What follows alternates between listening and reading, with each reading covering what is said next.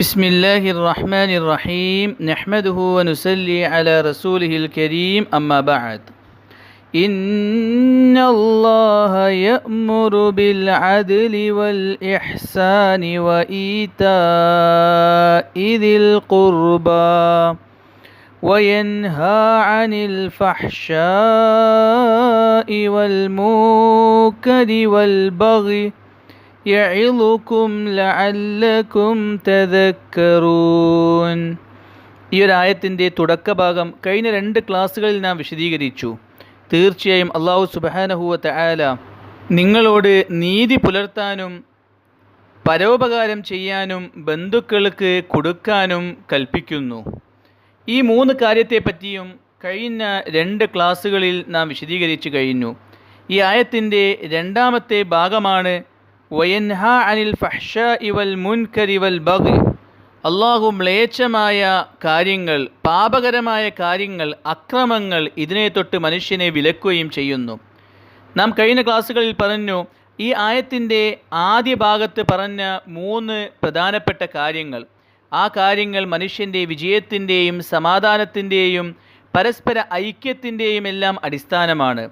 എന്നാൽ 2ാമത്തെ ഭാഗത്തിൽ നിരോധിക്കപ്പെട്ട 3 കാര്യങ്ങളെപ്പറ്റി പറഞ്ഞു. ആ 3 കാര്യങ്ങൾ മനുഷ്യന് നാശവും പരാജയവും അസ്വസ്ഥത, സമാധാനക്കേട് ഉണ്ടാക്കുന്നതുമാണ്. ആ 3 കാര്യങ്ങളെപ്പറ്റിയാണ് ഈ ക്ലാസ്സിൽ നാം വിശദീകരിക്കുന്നത്.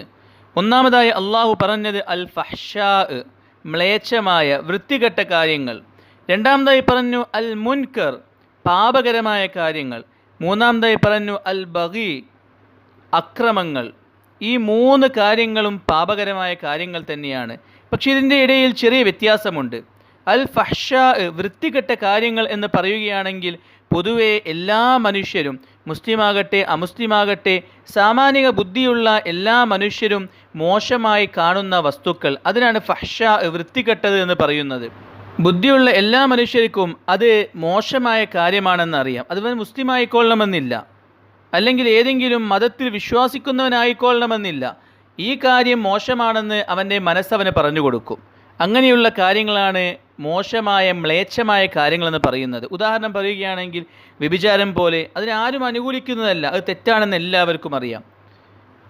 കൊള്ള നടത്തുക, മോഷണം നടത്തുക, കൊല നടത്തുക, ഇതെല്ലാം തെറ്റാണെന്ന കാര്യം എല്ലാവർക്കും അറിയുന്ന കാര്യമാണ്. പ്രത്യേകിച്ചൊരു മതത്തിൻ്റെ ആളായിക്കൊള്ളണമെന്നില്ല, എല്ലാവരെ സംബന്ധിച്ചിടത്തോളവും അത് തെറ്റായ കാര്യമാണ്. ഇങ്ങനെ എല്ലാവരും അംഗീകരിക്കുന്ന തെറ്റായ കാര്യങ്ങൾ, അതിനെ ഇസ്ലാം വിലക്കുന്നു. ഇസ്ലാമിൻ്റെ എല്ലാ കൽപ്പനകൾ പരിശോധിക്കുകയാണെങ്കിലും അതെല്ലാം മനുഷ്യർക്ക് നന്മയുള്ള കൽപ്പനകളാണ്. മനുഷ്യർക്ക് ദോഷമുള്ള, മനുഷ്യർ മോശമായി കാണുന്ന ഒരു കൽപ്പനകളും ഇസ്ലാം മനുഷ്യനെ കൽപ്പിച്ചിട്ടില്ല. അതുകൊണ്ട് പൊതുവായി മനുഷ്യർ എല്ലാവരും തെറ്റായി മനസ്സിലാക്കുന്ന, വൃത്തികെട്ട മ്ലേച്ഛമായ പ്രവൃത്തിയായി മനസ്സിലാക്കുന്ന പാപങ്ങൾ, അതിനെ അള്ളാഹു നിരോധിച്ചിരിക്കുന്നു. അതിനെ മനുഷ്യർ വർജിക്കേണ്ടതുണ്ട്. 2ാമതായി പറഞ്ഞു അൽ മുൻകർ, അഥവാ ശരീഅത്ത് നിരോധിച്ച കാര്യങ്ങൾ. ചില കാര്യങ്ങൾ മനുഷ്യർ ബുദ്ധി കൊണ്ട് ചിന്തിച്ചാൽ അത് തെറ്റാണെന്ന് തോന്നൂല, പക്ഷേ ശരീഅത്ത് അതിനെ നിരോധിച്ചിട്ടുണ്ടാകും. ശരീഅത്ത് അള്ളാഹുവിൻ്റെ ഭാഗത്ത് നിന്നും ഏതെങ്കിലും വസ്തുക്കൾ നിരോധിക്കപ്പെട്ടിട്ടുണ്ട് എങ്കിൽ ബുദ്ധി കൊണ്ട് ചിന്തിക്കുമ്പോൾ അത് നന്മയാണെന്ന് തോന്നിയാലും അതിനെ ചെയ്യാനുള്ള അനുവാദം വിശ്വാസികൾക്കില്ല. കാരണം അള്ളാഹുവിൻ്റെ കൽപ്പനകൾക്കാണ് ബുദ്ധിയേക്കാൾ സ്ഥാനം നാം കൽപ്പിക്കേണ്ടത്. യഥാർത്ഥത്തിൽ നാം ഇസ്ലാം ഹറാമാക്കിയ കാര്യങ്ങളെപ്പറ്റി ചിന്തിക്കുകയാണെങ്കിൽ ആ എല്ലാ കാര്യങ്ങളും മനുഷ്യന് ഏതെങ്കിലും രീതിയിൽ ബുദ്ധിമുട്ടുണ്ടാക്കുന്ന കാര്യങ്ങളാണ്.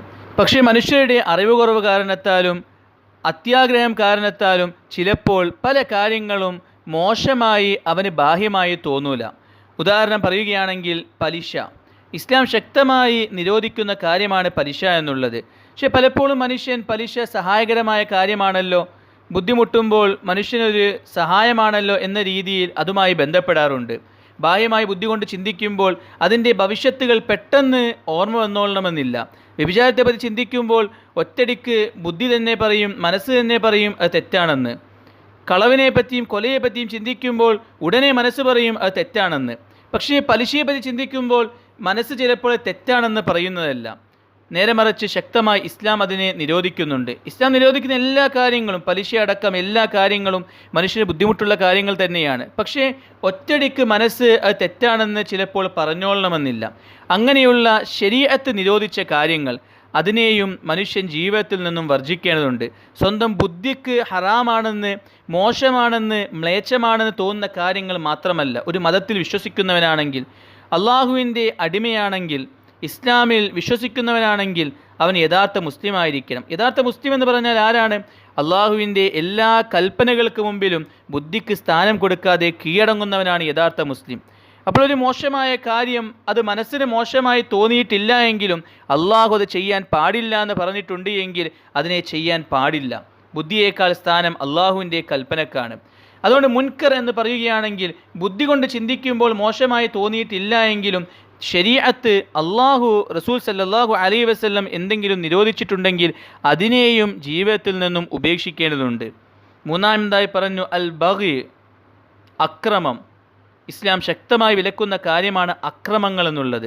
യഥാർത്ഥത്തിൽ അക്രമം എന്ന് പറയുകയാണെങ്കിൽ ഫഹ്ശയിലും മുൻകറിലും പെട്ട കാര്യമാണ്. ഫഹ്ശ എന്ന് പറയുകയാണെങ്കിൽ മനുഷ്യന് മ്ലേച്ഛമായി കാണുന്ന കാര്യം. അക്രമം എല്ലാ മനുഷ്യരും മോശമായി കാണുന്ന കാര്യമാണ്. മുൻകർ, ശരീഅത്ത് നിരോധിച്ച കാര്യം, അക്രമത്തെ ശരീഅത്ത് നിരോധിച്ചിട്ടുണ്ട്.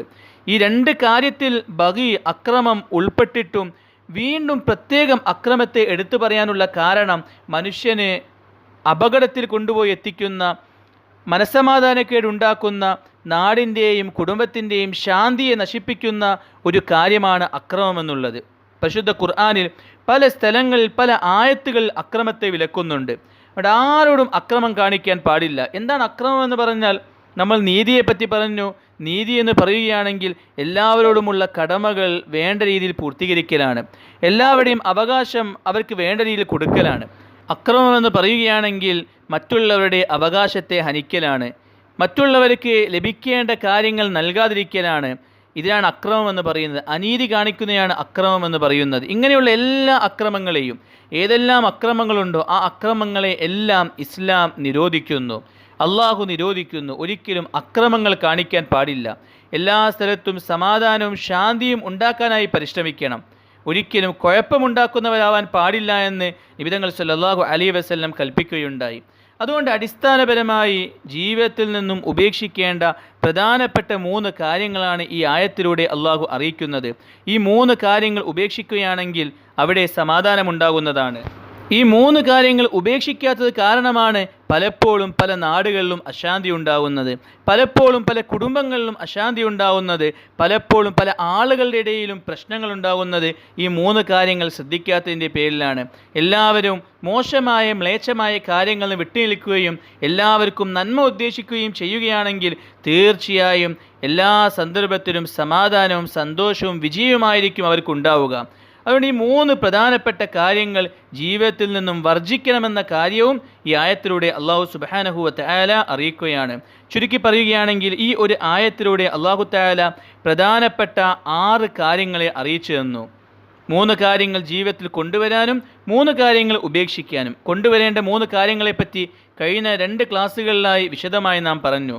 ഉപേക്ഷിക്കേണ്ട 3 കാര്യങ്ങളെപ്പറ്റി ഈ ക്ലാസ്സിൽ നാം വിശദീകരിക്കുകയും ചെയ്തു. ഇതിൻ്റെ അവസാനമായി അല്ലാഹു തആല ഈ ആയത്തിൽ പറയുകയാണ്, യഇദുകും ലഅല്ലകും തദക്കറൂൻ, നിങ്ങൾ ഉപദേശം ഉൾക്കൊള്ളാനാണ് നിങ്ങൾക്ക് ഞാൻ ഉപദേശം നൽകുന്നത്. അല്ലാഹു സുബ്ഹാനഹു വ തആല അറിയിക്കുകയാണ്, നിങ്ങൾക്ക് പ്രധാനപ്പെട്ട ഒരു ഉപദേശമാണ് ഞാൻ നൽകിയിട്ടുള്ളത്. ഇതേ നിങ്ങൾ സ്വീകരിക്കുകയാണെങ്കിൽ, മനസ്സിലാക്കുകയാണെങ്കിൽ തീർച്ചയായും നിങ്ങൾക്ക് വലിയ വിജയമുണ്ട്. നിങ്ങളിതിനെ മനസ്സിലാക്കാതെ നിസ്സാരമായിക്കൊണ്ട് ഇതിനെ തള്ളിക്കളയുകയാണെങ്കിൽ നിങ്ങളുടെ ജീവിതത്തിൽ വലിയ പരാജയവും അശാന്തിയും സമാധാനക്കേടും ഉണ്ടാവാൻ അത് കാരണമാവുന്നതാണെന്ന് ഈ ആയത്തിലൂടെ അള്ളാഹു അറിയിക്കുന്നു. രണ്ടാമതായി ഈ ആയത്തിലൂടെ, ഈ അവസാനത്തെ വാചകത്തിലൂടെ അള്ളാഹു അറിയിക്കുന്ന കാര്യം, നിങ്ങൾ യഥാർത്ഥമായി ഈ ആയത്തിനെ പറ്റി ചിന്തിക്കുക. പല സഹാബാക്കളും, നാം കഴിഞ്ഞ ക്ലാസ്സിൽ പറയുകയുണ്ടായി, പല സഹാബാക്കളും ഈ ആയത്ത് കേട്ടുകൊണ്ട് ഇസ്ലാം സ്വീകരിച്ചു. കാരണം ഈ ആയത്തിനെ പറ്റി യഥാർത്ഥമായി ഇരുന്ന് ചിന്തിക്കുകയാണെങ്കിൽ ഇസ്ലാം എത്ര വലിയ അധ്യാപനമാണ് നൽകുന്നത്, ഇസ്ലാം എത്ര സമാധാനത്തിൻ്റെ മതമാണ്, എത്ര നന്മ കൽപ്പിക്കുന്ന മതമാണ്, എത്രത്തോളം മറ്റുള്ളവരെ ആക്രമിക്കുന്നതിൽ നിന്നും മറ്റുള്ളവരോട് മോശമായി പെരുമാറുന്നതിൽ നിന്നും വിലക്കുന്നുണ്ട് എന്ന കാര്യം ഒരാൾക്ക് മനസ്സിലാക്കാൻ സാധിക്കുന്നതാണ്. വലിയ ഉപദേശം ഉള്ള ആയത്താണിത്. അതിനെപ്പറ്റി എല്ലാവരും അല്പം ചിന്തിക്കുകയാണെങ്കിൽ അത് കാരണമായി അവർക്ക് പരിവർത്തനം ലഭിക്കുമെന്ന കാര്യം ഈ ആയത്തിലൂടെ അല്ലാഹു സുബ്ഹാനഹു വ തആല അറിയിക്കുകയാണ്. അല്ലാഹു തആല പരിശുദ്ധ ഖുർആൻ മനസ്സിലാക്കാൻ തൗഫീഖ് നൽകുമാറാകട്ടെ. വാഖിറു ദഅവാന അനിൽ ഹംദുലില്ലാഹി റബ്ബിൽ ആലമീൻ.